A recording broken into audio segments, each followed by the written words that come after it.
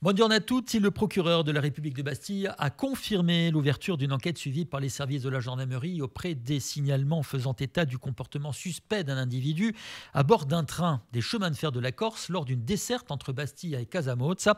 Les premières investigations ont rapidement permis l'interpellation d'un homme qui est actuellement placé en garde à vue du chef d'exhibition sexuelle et entendu par les enquêteurs, est-il précisé. Selon une information révélée par nos confrères de Corse Matin, plusieurs plaintes ont été déposées au sujet de cet homme qui aurait eu d'autres comportements déplacés à l'encontre de plusieurs jeunes filles. En santé, et voilà le retour du masque au centre hospitalier de Bastille. Ce dernier est redevenu obligatoire depuis vendredi dernier. L'établissement de santé a annoncé cette mesure sur les réseaux sociaux en ces termes. Face à la forte circulation des infections respiratoires, le port du masque devient obligatoire pour tous les professionnels au contact des patients, pour les patients dès leur entrée dans le bâtiment ou dès qu'ils sortent de leur chambre et pour les visiteurs dès leur entrée dans le bâtiment. Il faut dire que cette année, les épidémies de grippe et de bronchiolite sont particulièrement féroces. Ces mesures visent à protéger les personnels hospitaliers ainsi que les personnes fragiles et à haut risque de formes graves, est-il précisé dans le communiqué. En justice, la lutte contre le trafic de stupéfiants comme la pierre angulaire de toute l'action de police et de la justice. À l'occasion de sa conférence de presse de rentrée, le procureur Nicolas Sept s'est exprimé à ce sujet. Le représentant du parquet a bien évidemment évoqué aussi la lutte contre la prolifération des armes, les violences intrafamiliales ou encore les délits environnementaux. Pour lutter contre ces faits criminels ou délictueux, Nicolas Sept avance sur une grande coordination des services et des hommes, une coopération qui dépasse les frontières de la Corse et qui s'inscrit également dans la lutte contre la criminalité organisée. Sur ce dernier sujet, le procureur d'Ajaccio n'exclut pas l'idée d'un pôle décentré de la GIRS en Corse ou de la mise en place d'une unité spéciale. Nicolas Sept souhaite ainsi que tout cela conduise à une plus grande protection de la jeunesse, à qui l'on doit proposer également de la sensibilisation. Nous l'écoutons. Je pense qu'il est très important de pouvoir continuer à agir de manière proactive contre les trafics de stupéfiants. La population le demande. De toute façon, nos concitoyens de Corse du Sud le demandent. Et nous leur devons cette réponse pénale ferme et qui, je pense, a pu être répercutée par la presse, par vous-même, par les journaux. Comme vous voyez, les années d'emprisonnement ont été prononcées sans que la main tremble. C'est plus d'une centaine d'années d'emprisonnement qui ont été cumulativement prononcées cette année contre les trafics de stupéfiants. 135 personnes poursuivies devant le tribunal correctionnel et 12 opérations menées dans le cadre de comparution immédiate. Il y a la cocaïne qui est là, qui est bien là. Oui, la cocaïne est en train aujourd'hui mais comme sur le continent, le continent, il a été constaté un doublement de la consommation de cocaïne, notamment chez les jeunes. Alors oui, c'est une source d'inquiétude parce que la cocaïne est aussi présente, elle est moins chère qu'elle ne l'a été. Et ça, c'est pas un bon signe. Vous avez dit, ce trafic de stupéfiants, il est au cœur aussi de la criminalité organisée, mais pas que, des violences intrafamiliales aussi, avec le problème des addictions. Oui, les stupéfiants, comme l'alcool, sont des facteurs aggravants de la commission d'infractions, que ce soit les violences intrafamiliales. On le voit, on analyse des dossiers. 80% des dossiers de violences intrafamiliales sont commis sous l'emprise de drogue ou de l'alcool. Je vais dire, quelquefois, on a les deux. Donc oui, l'objectif, c'est aussi de faire un appel à améliorer nos capacités de prévention de ces problématiques de consommation et de traitement, c'est-à-dire comment on en sort. Donc nous, on a aussi réfléchi, la justice, à mettre en place un programme d'accompagnement avec l'association AEM2A, qui travaille aussi pour le tribunal, pour offrir avec les soignants un parcours de soins pour sortir de la consommation de produits stupéfiants. La criminalité organisée, c'est aussi l'une des réflexions du parquet d'Ajaccio, du parquet de Bastia, en lien avec la GIRS de Marseille. Vous souhaitez que les échanges qui ont lieu entre ces trois parquets ils soient encore plus prégnants et pourquoi pas délocaliser la GIRS de Marseille en Corse? Le dialogue avec nos collègues de Bastia et de Marseille sont permanents. Je dis parce que nous avons des instances pour ça, nous échangeons sur les enquêtes, nos stratégies d'enquête, nos objectifs d'interpellation ou de placement en garde à vue. Et aujourd'hui, toutes les réflexions qui sont menées par le ministre de la Justice et le ministre de l'Intérieur sur la lutte contre la criminalité organisée a toute sa place pour la Corse. Vous savez bien, Corse reste malheureusement un lieu où la criminalité organisée, les dérives mafieuses sont présentes. Et notre objectif, c'est de proposer aussi au ministre notre vision qui pourrait être celle de la lutte contre la criminalité organisée et pourquoi pas la création d'un pôle régional de lutte contre la criminalité organisée de la même manière que vous avez un pôle régional environnemental. Ça coûterait pas si cher que ça de pouvoir allouer des moyens qui permettraient d'avoir des liens très direct avec la GIRS, pourquoi pas avec des référents de la GIRS qui seraient dépaysés sur Bastia et ou Ajaccio, ou de créer une antenne spécifique de la GIRS ou un pôle régional de lutte contre la criminalité organisée. Vous voyez, les réflexions sont nombreuses, c'est le moment de les avoir, c'est le moment de les exposer, et ensuite il appartient au ministre de faire son idée. Les dérives mafieuses, il y aura une session spéciale de l'Assemblée de Corse qui sera consacrée à ces dérives mafieuses. Quels échanges vous allez pouvoir avoir avec les élus sur ce point de vue-là? Alors pour l'instant, je sais simplement qu'il va y avoir je sais que le président de la collectivité s'est exprimé en ce sens. Bien évidemment, l'autorité judiciaire pourra tout à fait être interrogée sur sa vision des choses. Pour l'instant, ça n'est pas le cas. Depuis mercredi dernier, le plan local d'urbanisme de la ville de Bastille est soumis à une enquête publique, étape traditionnelle avant que celle-ci ne soit votée en conseil municipal. Il n'aura fallu que 4 jours à des collectifs d'habitants pour exprimer leur mécontentement ce samedi, place Saint-Nicolas. Un collectif d'habitants du Fang dénonce par exemple un PLU qui créerait une nouvelle zone résidentielle dense de 475 logements dans un quartier en cul-de-sac. Pour ces habitants, cela contribuerait à étouffer un quartier déjà lourdement chargé en stationnement et en circulation. De plus, se poserait la question de la ressource en eau et de l'amiante qui serait remuée par ces constructions, bien que le PLU actuel donne la possibilité de construire 725 logements dans la même zone. On écoute à ce sujet Jean-Michel Chozard. Ce PLU, comme je l'ai évoqué, donc, est en limite urbanisée donc, du quartier du Fang. C'est une zone d'espace vert et donc il va impacter donc, cette zone dans la mesure où il va autoriser la construction de 475 logements dans un espace qui est en cul-de-sac puisque c'est la vallée haute donc, de la zone urbanisée du Fang. Et à partir de là, nous avons des moyens aussi, on se demande comment les gens vont avoir accès à ces logements dans la mesure où il n'y a pas d'infrastructure digne de ce nom. Et ensuite, comme expliqué avec le collectif, donc vous avez une multitude de risques, de zones à risque. Donc on se pose la question de savoir comment tout ça va être réalisé. Je pense qu'ils auront des difficultés à faire des parkings en sous-sol vu qu'il y a un risque inondation. Tous les projets d'urbanisation de la zone du Fang ont été arrêtés à cause de la découverte donc, de l'amiante. Et voilà. Et puis on est inquiet aussi dans le comment vivre, comment rajouter la population dans ces 475 logements et comment vivre ensemble. Au-delà de ça, pour vous, il y a donc un vrai problème de cohérence.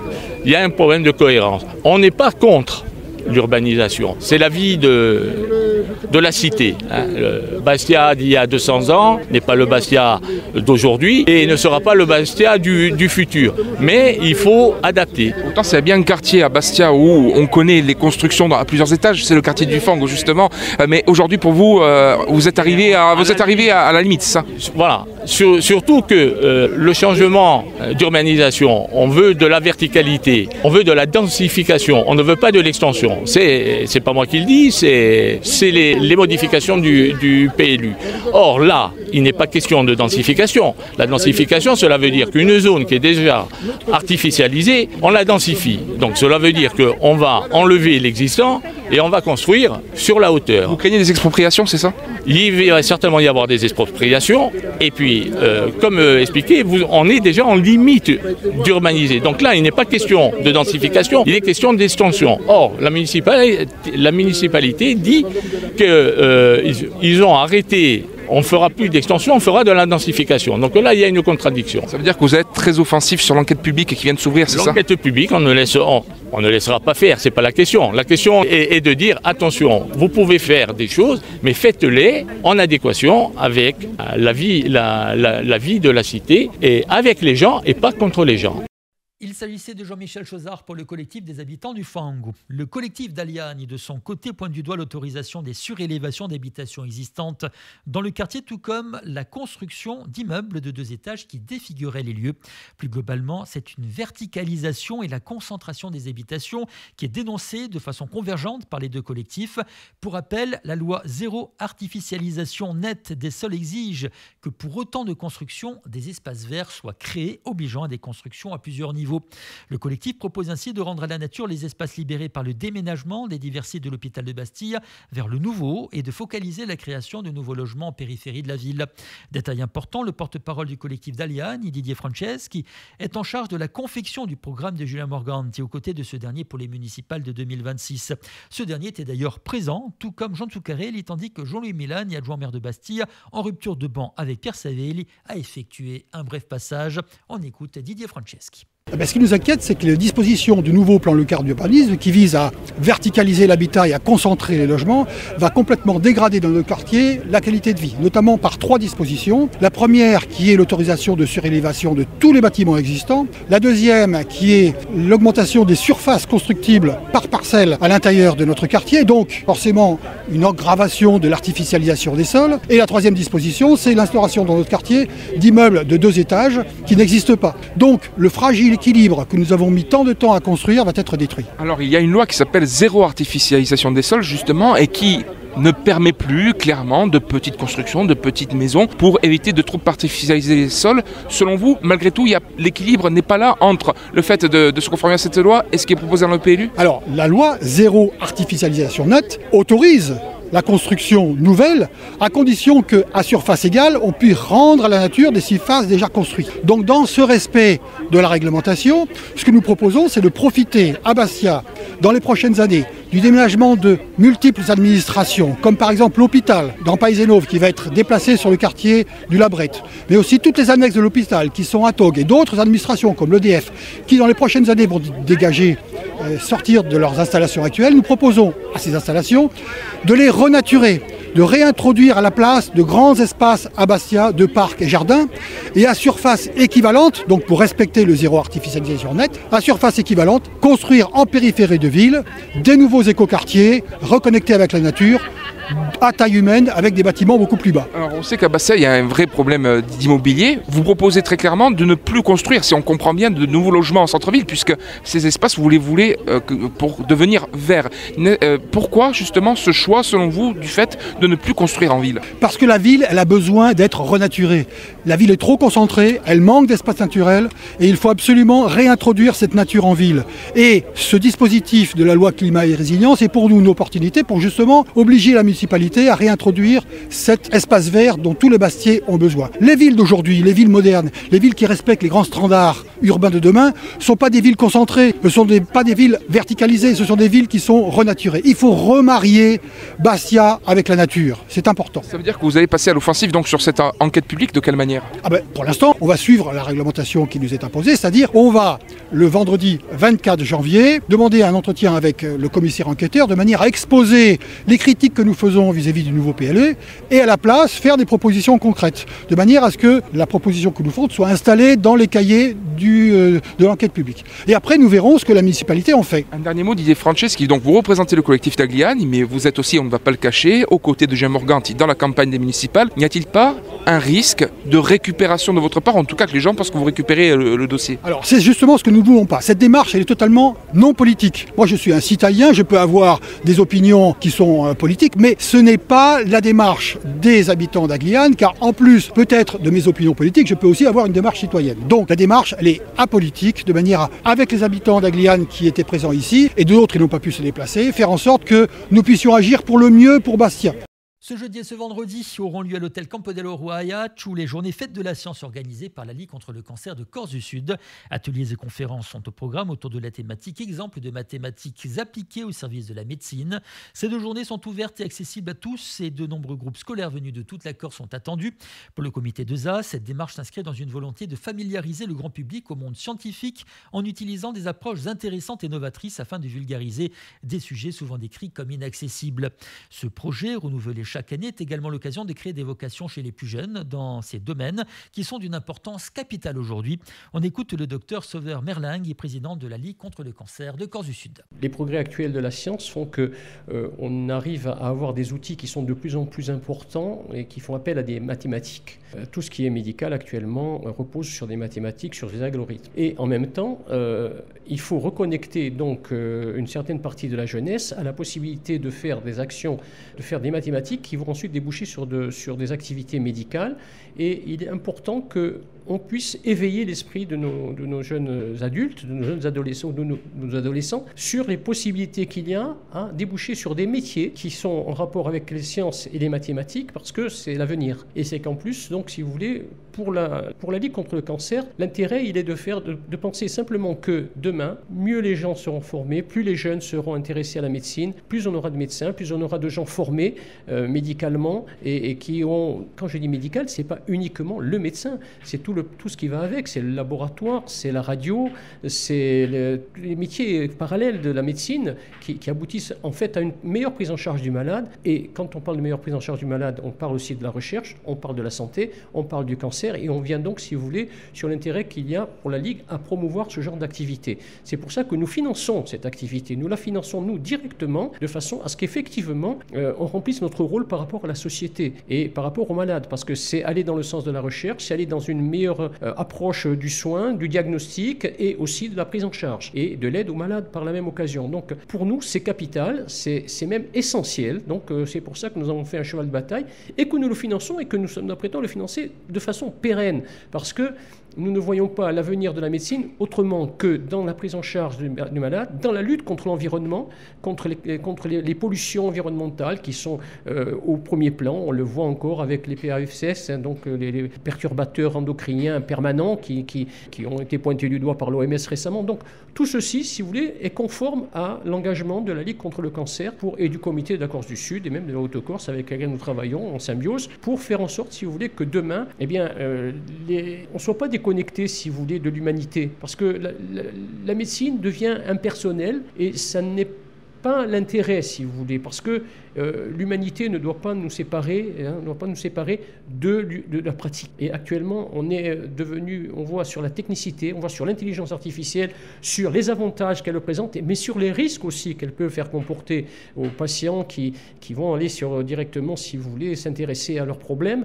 et aboutir peut-être à des synthèses qui ne seront pas conformes à leur état et dans la recherche de solutions qui ne seront pas les bonnes, avec donc un danger très grand pour leur prise en charge. Donc tout ceci, si vous voulez, nous amène à une prise en charge maintenant.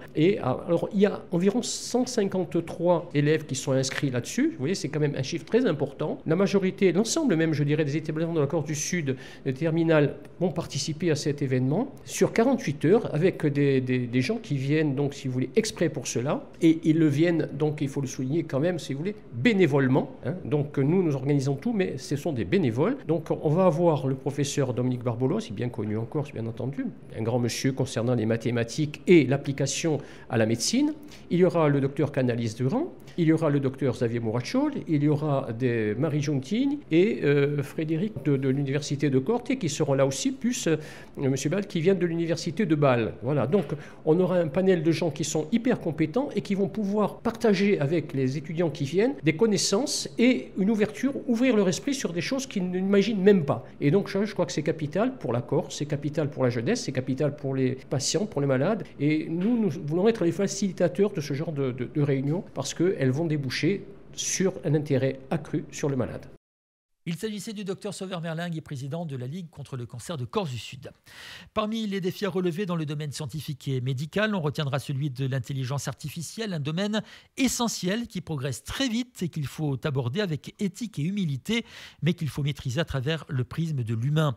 Pour le docteur Jean Canaré, les présidents de l'Ordre des médecins de Corse du Sud et président adjoint pour la Corse de la FHP Sud-Est, accompagner de telles manifestations est une évidence, tant les attentes des patients sont grandes pour aujourd'hui et pour demain. On écoute le docteur Jean Canaré. Aujourd'hui, on est dans une période où on remet tout en doute. On remet en doute le côté scientifique, on remet en doute tout ce qui est éprouvé, parce qu'on a passé du temps sur TikTok, sur Insta, sur Snap. Je crois qu'il faut arriver à concilier, voire réconcilier l'ensemble, et faire en sorte qu'on puisse gérer la notion d'humanité avec la notion scientifique. La médecine, aujourd'hui, c'est une science. C'est une science où on a besoin d'avoir des éléments de preuve quand on prend en charge un patient, en particulier en cancérologie, et le docteur Barbolos le dit très bien, le professeur Barbolos, le dit très bien, c'est un travail qu'il faut faire, c'est un travail de pédagogie et il faut commencer avec les jeunes élèves qui ont besoin de concilier à la fois le côté scientifique et le côté humain pour la prise en charge de ces patients et pour la compréhension surtout parce que ce ne seront pas que des soignants, des futurs soignants, ce seront aussi peut-être des futurs patients comme tout le monde, comme nous tous, et ils ont besoin de comprendre pourquoi on les prend en charge, pourquoi il faut des preuves, pourquoi il faut que des traitements soient évalués et qui permettent derrière d'avoir le meilleur résultat possible. Le tout dans un environnement où on prend en compte l'humain, la famille, l'entourage, le soignant et tout ça autour du patient pour son bien-être. Avec les nouvelles technologies qui arrivent aussi et qu'il faut maîtriser. Oui, aujourd'hui on a un tsunami qui arrive, ou qui est déjà là, hein, c'est l'intelligence artificielle, on parle beaucoup d'IA générative. Le quotidien de tous les soignants et de tous les patients et de tout leur entourage va être là aussi impacté par cette utilisation d'un outil qui peut être fabuleux par certains côtés, mais qui peut être redoutable par d'autres côtés. C'est des outils là aussi qu'il faut apprendre à maîtriser, donc le côté pédagogique, le côté formation, et essayer de le faire depuis le plus jeune âge, même si ça nous concerne aujourd'hui dans les médias, on est dedans.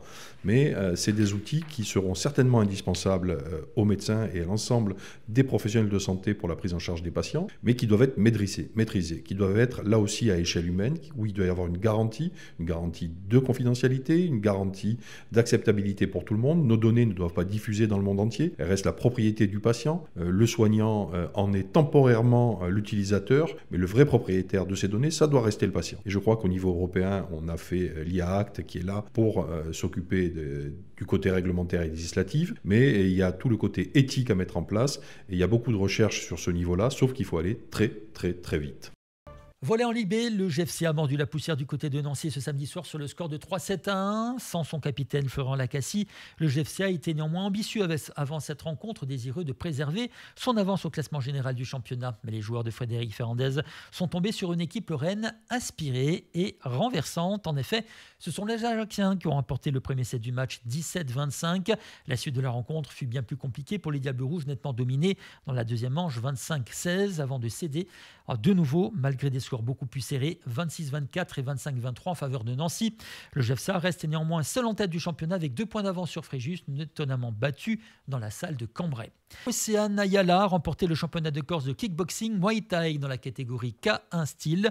Elle a été sacrée le 18 janvier dernier à Portivecchio en Corse du Sud. La jeune boxeuse ajaxienne enchaîne ainsi les titres au niveau régional, national et international.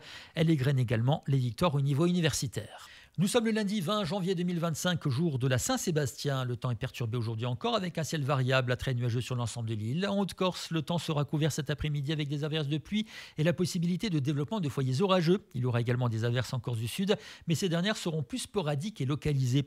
Le vent est faible et les températures sont de saison. 14 degrés, ce sera le maximum cet après-midi pour Ajaccio, Bastia, 13 à Propia, Portivecchio, Bonivaggio, Calvi, Zula, 11 à Sartè, 8 ou 10 à Cervione, Rugliano, 9 à Corti, Prunello di Fiumorbo, Pietralba et 8 à Zicao. Fin de ce journal sur Alta Frequenza. Je vous remercie de l'avoir suivi et vous retrouve dans quelques instants pour votre agenda culturel de ce jour.